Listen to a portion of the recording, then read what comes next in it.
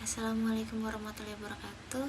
Nama saya Yulianti Saputri dan saya akan mempresentasikan teori hubungan kemanusiaan dan hubungan kerja faktor jasmani rohani manusia dalam hubungan kemanusiaan. Hubungan kemanusiaan. Human relation terdiri dari dua kata, yaitu human dan relation. Kata human berarti manusia, sedangkan kata relation yang berarti hubungan. Zhu Rinli 2008. Human relation merupakan syarat utama untuk keberhasilan suatu komunikasi, baik komunikasi perorangan maupun komunikasi yang terjadi di dalam perusahaan atau instansi. Effendi 2009. Human relation merupakan inti dari sikap dan perilaku pegawai. Hubungan antar manusia dalam organisasi merupakan proses kegiatan yang dilakukan untuk memberikan pemuasan kebutuhan pegawai agar bekerja dengan baik dan benar. Rochette DKK 2012. Tujuan hubungan kemanusiaan.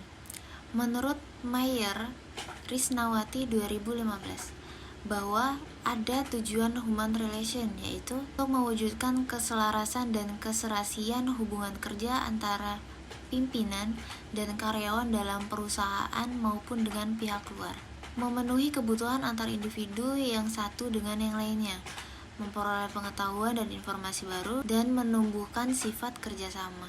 Fungsi hubungan kemanusiaan. Fungsi human relation bagi organisasi sebagai maksud dan tujuan untuk dijadikannya human relation seperti yang dikemukakan oleh Jaja, Rosalina, dan Apiska 2018, bahwa ada 4 fungsi human relation, yaitu yang pertama, mencegah salah pengertian antara pimpinan dan relation dan bawahan. Yang kedua, mengembangkan kerjasama antara pimpinan dan bawahan.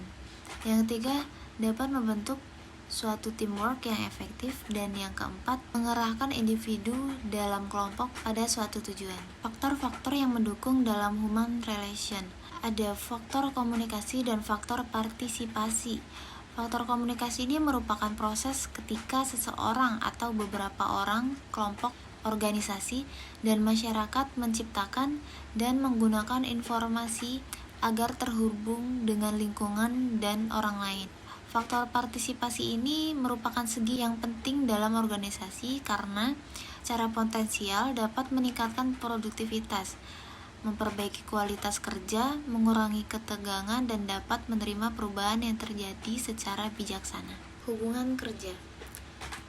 Untuk hubungan kerja, dari Wijayati 2011, hubungan kerja adalah hubungan hukum antara buruh dan pemberi kerja yang memiliki unsur adanya pekerjaan, upah, dan perintah hubungan kerja yang terjadi setelah adanya perjanjian kerja antara buruh dengan majikan atau pemberi kerja. Hubungan kerja ini adalah suatu hubungan hukum yang dilakukan oleh minimal 2 subjek hukum mengenai suatu pekerjaan. Subjek hukum yang melakukan hubungan kerja adalah pengusaha atau pemberi kerja dengan pekerja atau buruh. Hubungan kerja merupakan inti dari hubungan industrial.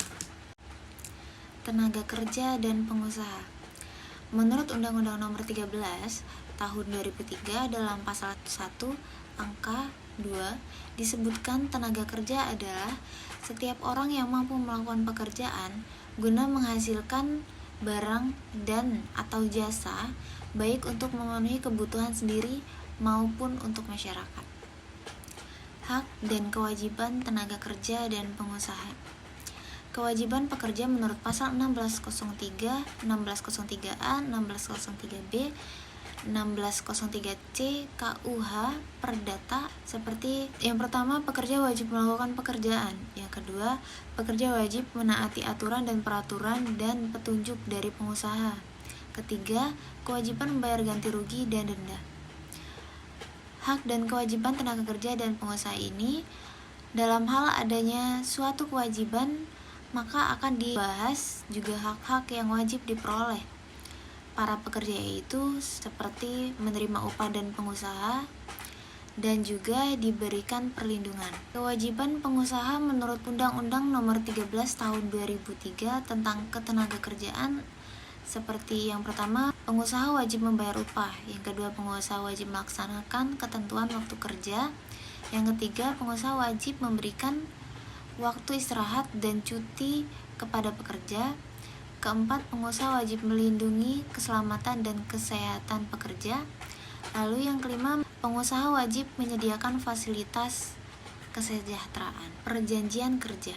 Wiwoho Sujono menyebutkan bahwa perjanjian kerja adalah suatu perjanjian antara orang per orang pada satu pihak dengan pihak yang lain, sebagai pengusaha untuk melaksanakan suatu pekerjaan dengan mendapatkan upah. Sedangkan lalu Husni menjelaskan bahwa perjanjian kerja adalah suatu perjanjian di mana pihak ke satu, si buruh, mengikatkan dirinya pada pihak lain, si majikan, untuk bekerja dengan mendapatkan upah, dan majikan menyatakan kesanggupannya untuk mempekerjakan si buruh dengan membayar upah. Untuk pengertiannya itu sendiri, perjanjian kerja itu seperti adanya perjanjian antara pekerja dengan pengusaha, lalu perjanjian dilakukan secara tertulis maupun tidak tertulis atau lisan. Yang ketiga, perjanjian dilakukan untuk waktu tertentu dan untuk waktu tidak tertentu. Yang keempat, perjanjian memuat syarat-syarat kerja serta hak dan kewajiban para pihak. Faktor jasmani dan rohani manusia dalam hubungan kemanusiaan.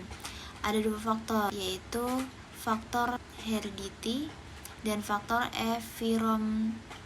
Yang pertama, faktor heredity. Nah, artinya ini pembawaan sejak manusia dilahirkan, berarti sudah karakteristiknya memang seperti itu.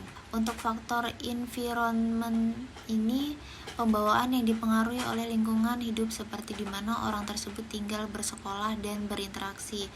Berarti organisasi ataupun lingkungan itu bisa membuat seseorang tersebut menjadi seorang yang bisa membentuknya jiwa dan rohaninya.